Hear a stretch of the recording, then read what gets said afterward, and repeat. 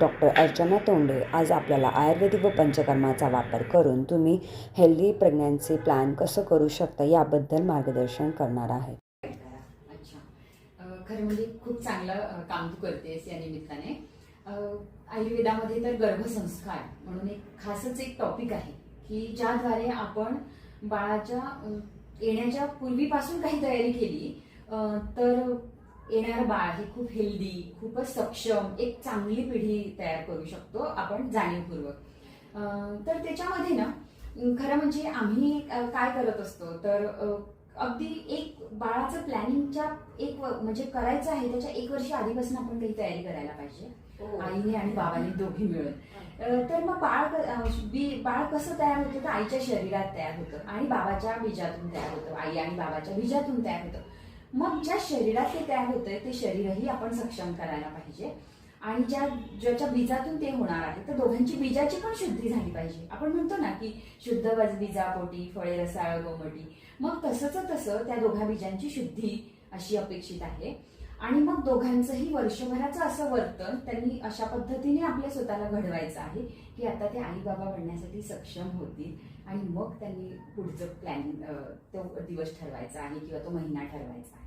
आणि मग ह्याच्यामध्ये काय येतं या वर्षभरामध्ये तर बीजाच्या शुद्धीमध्ये वर्षभरातून एक साधारणपणे 3 वेळा सीझन ऋतू बदलत असतो, ज्यावेळी आपण स्वस्थ व्यक्तीचं सुद्धा पंचकर्म करून घेत असतो, ज्यामुळे त्या पंचकर्माद्वारे त्या ऋतूमध्ये जे दोष वाढणारे ते निघून जातात, ते आपण काढून टाकतो शरीरातून बाहेर. म्हणजे एक प्रकारे शरीर शुद्धी होत असते. मग हे आपण अनेकांचं करत असतो, स्वस्थ रुग्णाचं करत असतो. मग ज्यांना आई बाबा व्हायचं त्यांचं का नाही करायचं तर त्यांनी हे करूनच घेतलं पाहिजे. मग काय आहे तर आत्ता जो हा ऋतू येणार आहे मार्च, हा वसंत ऋतू आहे येणार आहे, म्हणजे तो उलटीतून शरीरातली सगळी घाण काढून टाकणं. मग पुढे येणार आहे पावसाळा, त्याच्यामध्ये बस्ती चिकित्सेद्वारे शरीरातला सगळा वात काढून टाकणं. मग नंतर येणार आहे विरेचनाचा ऋतू म्हणजे शरद ऋतू, त्याच्यामध्ये त्यावेळी जुलाबातून सगळ्या शरीरातली घाण काढणं आणि रक्त काढून थोडंसं रक्त काढून ते टाकणं, त्याच्यातून रक्ताची शुद्धी होणार आहे. आणि नाकात औषध टाकण्याची एक ट्रीटमेंट आहे ज्याच्यामुळे आपल्या ब्रेनची सगळी शुद्धी होणार आहे, जेणेकरून संपूर्ण शरीरच जेव्हा शुद्ध होणार आहे तेव्हा आपोआपच त्या शरीरात असणारं बीज शुद्ध होणार आहे. आणि दुसरी महत्वाची गोष्ट की आई बाबा म्हणून तुमची जी तयारी करायची आहे तर तुम्ही एक सक्षम आई बाबा झाले पाहिजे. तर त्यासाठी तुमचं सक्षम मन, शुद्ध मन एकदम तर ते करण्यासाठी आपोआपच ह्याच्यातून मन पण शरीरातच आहे, त्यामुळे शरीराची शुद्धी झाली की ती मनाची शुद्धी होणार आहे. आणि म्हणून त्या दृष्टीने ह्या दोघं पातळीवर आपल्याला ह्या पंचकर्माच्या आधारे काम करता येत असतं. अच्छा, तर त्याच्यासाठी मला काय मेडिसिन्स वगैरे काय घ्यावे लागेल का, औषध वगैरे काय घ्यावे लागतात का, किंवा मला फूड म्हणजे खायचं काय प्रिकॉशन्स घ्यावे लागेल का या गोष्टी? हो, खरं म्हणजे त्या पंचकर्माच्या वेळी त्याचे काही नियम असतात आणि प्रत्येक वैद्याच्या आपल्या अनुभवातून त्यामध्ये काही मॉडिफिकेशन येत असतं. मूळ गाभा ग्रंथोक्त जो आहे तो असतोच, परंतु तरीही वैद्य कुठल्या भागात प्रॅक्टिस करतो त्यानुसार त्या आहारामध्ये त्या पंचकर्माच्या पद्धतीमध्ये थोडाफार एक कमी जास्त फरक पडत असतो. आणि म्हणून आपल्या वैद्याकडे जाऊन आपण आपली पंचकर्म करून घ्यायची असते आणि मग तो वैद्य तुम्हाला ते पथ्य सांगत असतो. पण ती पथ्य अशी नाही की अरे यार मी करू शकणार नाही असं काहीच नसतं. ती प्रत्येकाला जमतील अशीच ती पथ्य असतात. ती पथ्य म्हणजे पथ्य या शब्दाचा आपल्या डोक्यात असते हे खाऊ नये ते खाऊ नये.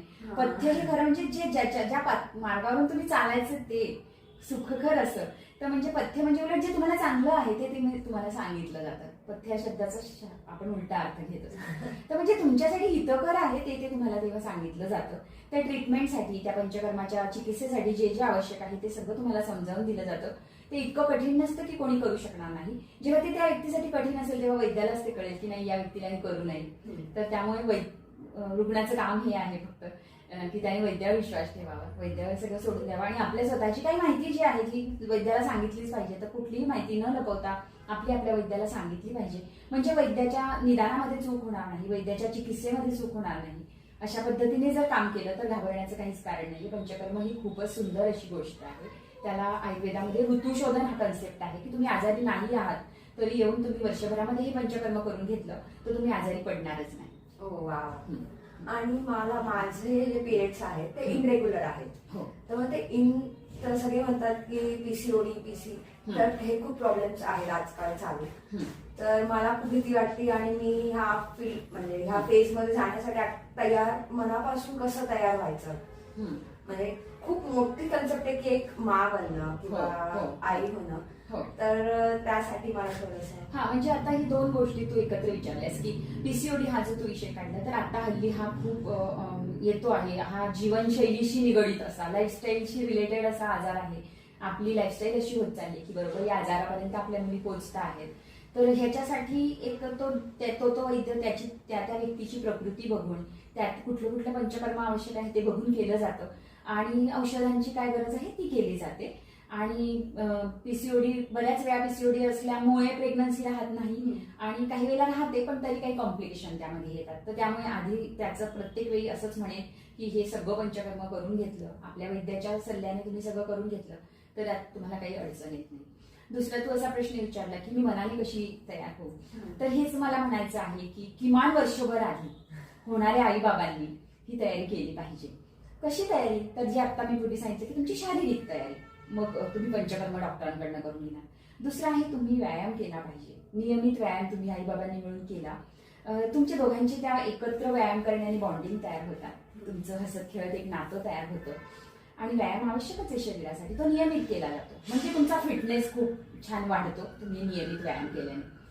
आता बाळ काही फक्त आईबाबांचं नसतं, बाळ हे आजी आजोबांचं पण असतं आणि दोन्हीकडच्या आजी आजोबांचं असतं, आत्याचं असतं, मावशीचं असतं, काकाचं असतं, मामाचं असतं. या सगळ्यांचं मिळून ते बाळ असतं. ते फक्त आईबाबांचं नसतं. आईबाबा त्याला जन्माला घालतात, त्याच्यामुळे त्यांची ती शारीरिक तयारी सक्षमता आपण या पंचकर्माद्वारे औषधाद्वारे करणार आहोत. पण बाळ जिथे येणार आहे त्या घरातल्या सगळ्या लोकांनी खूप छान पद्धतीने त्याचं स्वागत व्हायचं असेल तर त्यांची आपसातली नाती खूप महत्वाची आहेत. जर आपसातच आता आपण बघतो की कुटुंबांमध्ये खूप ताणतणाव असतात आणि अशा वेळी तुम्ही बाळ येणार असेल तर ते त्या होणाऱ्या आईसाठी पण ताणाचं असतं, आजूबाजूच्यासाठी ताणाचं असतं आणि बाळाचं स्वागत हवं तितक्या पद्धतीने छान होत नाही. आणि नुसतं स्वागत न होण्यापेक्षाही तो बाळ आल्यानंतर त्याचं पालन पोषण त्याचं जे काही वाढ आपण करणार आहोत त्याच्यामध्ये आपलं कोलॅबरेशन नीट नसेल तर ते होणार नाही. आणि म्हणून हे पूर्ण वर्षभर आपली सगळी कौटुंबिक स्थिरता, तुमची आपापसातले छान नाती तयार होण्यासाठी असं जर तुम्ही तयारी केली तर हे वर्ष खूप चांगल्या पद्धतीने आपण कामाला आणू शकतो. तर मग अशा पद्धतीने ती तयारी होऊ शकते. याच्यातूनच स्ट्रेस रिलीज होणारच आहे. स्ट्रेस येतोच कुठून, तर ह्या नात्यांमधून येतो. आपण काही बाहेरचं असलं ते बाहेरचेही आहेच, तर मग जिथं तुम्ही ऑफिसमध्ये आहात तर कदाचित तुम्ही स्वतःवर काम केलं तर बाहेरच्या नात्यांचा तुम्हाला फरक पडणार नाही. सगळ्यात मोठा फरक आपल्या घरातल्या नात्यांतून पडतो आणि त्यामुळे आपण आपल्या सगळ्या नात्यांमध्ये काय काय कुठे काही गाठी आहेत का ते सोडवता येऊ शकतो का, किंवा नाही सोडवता आलं तर निदान ऍक्सेप्टन्स या मोडवर आपण आहोत का, असं थोडंसं जर केलं तर होणारी आई आणि होणारे बाबा ताणामध्ये राहणार नाहीत. आणि इतरांची किती काय कशी छान छान मदत घेता येईल, कोणाला त्रास न देता मदत घेता येईल, सगळ्यांना कशा पद्धतीने छान इन्व्हॉल्व करून घेता येईल. एक सुंदर सोहळा होऊ जाणार आहे, आपण आई बाबा होणार आहोत, आपल्या घरात एक बाळ येणार आहे.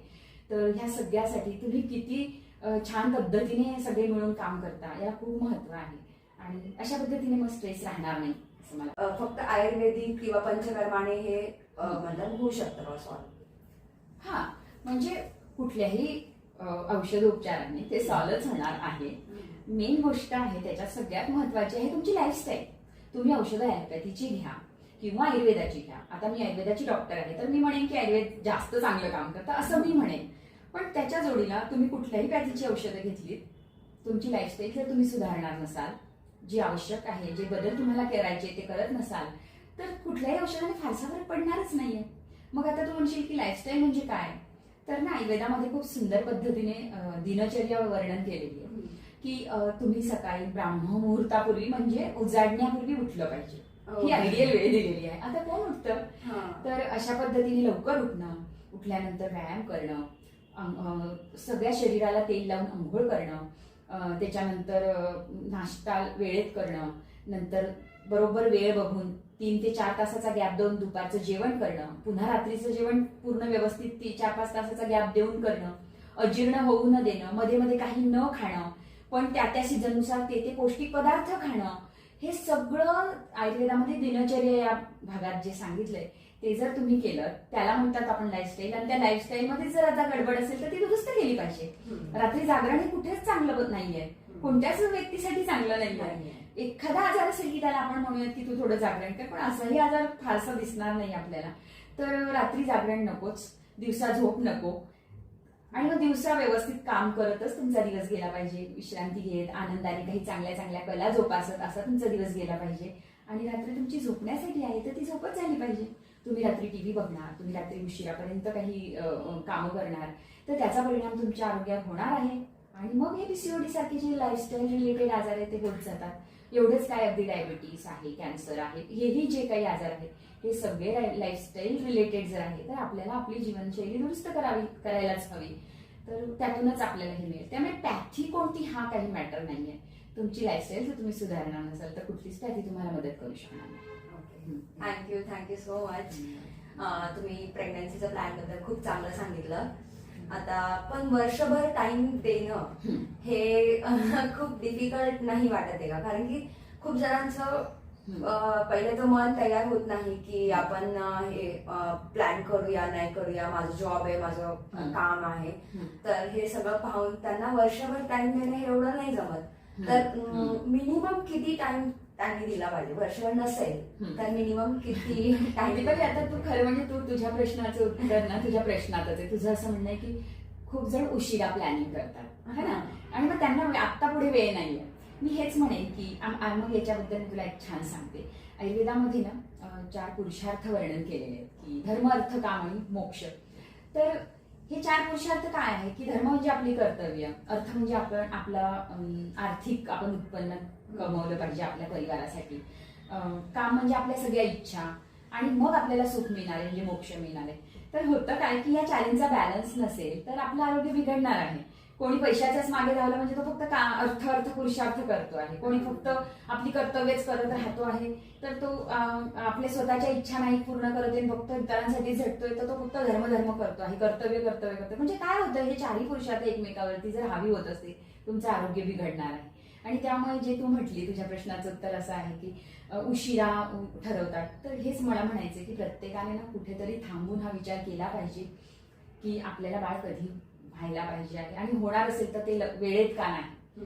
तुमच्या अर्थ या म्हणजे पैसे कमावणं या गोष्टीच्या मुळे त्याला लेट होत असेल तर हे कुठे काय म्हणून जस्टिफाय होऊ शकतं है ना. तर मग वेळेत तुम्ही विचार करणं खूप महत्वाचं आहे. आणि तरीही समजा नाहीच जमलं आणि तुम्हाला असं वाटतं की हा 1 महिन्यातच मला आता तयारी करायची आहे, हरकत नाही. त्या दृष्टीने तसं काही पॅकेज आपण करू शकतो, पंचकर्माचंही करू शकतो, आणि स्वतः थोडी मेहनत घेऊन थोडा वेळ, आणखी वेळ या सगळ्या प्लॅनिंगला देऊन स्वतःवर तयारी करणं, काही काउन्सिलिंगचे सेशन घेऊन स्वतःचे काही धारणा असतात ज्या चुकीच्या असतात त्या बदलून घेतलं तर आपल्याला खूप मोकळं वाटतं. काही गोष्टी असतात ना की आपल्या मनात असतात की असं झालं पाहिजे, तसं झालं पाहिजे, आणि ते बऱ्याच वेळा चुकीचं पण असू शकतं, ते इरॅशनल पण असू शकतं. त्यामुळे काही काउन्सिलिंगचे सेशन आपण करून घेतले तर आपल्या विचारांमध्ये तशी स्पष्टता आली की मग थोडं इमर्जन्सी ट्रीटमेंट सारखं होऊ शकतं की महिनाभराच्या प्लॅनिंग नंतर तुम्ही करू शकता. मी म्हणेल की समजा वर्षभर नाही तर किमान 6 महिने मिळाले पाहिजे, नाहीच काही तर किमान महिनाभर तरी तुम्ही ही प्लॅनिंगची तयारी केली पाहिजे की बिलकुल आज पाळी आली आहे, या पाळीमध्येच आता आम्हाला ठेवायचंय, मला असं वाटतं कशी घाई करू नये. किमान महिनाभर तुम्ही एकमेक त्यासाठी तयारी केली पाहिजे. तुमची स्वतःची, तुमच्या कुटुंबाची, तुमच्या आरोग्याची ही सगळी तयारी किमान महिनाभर आधी तरी आपण केली पाहिजे इमर्जन्सी म्हणून. Okay, thank you doctor.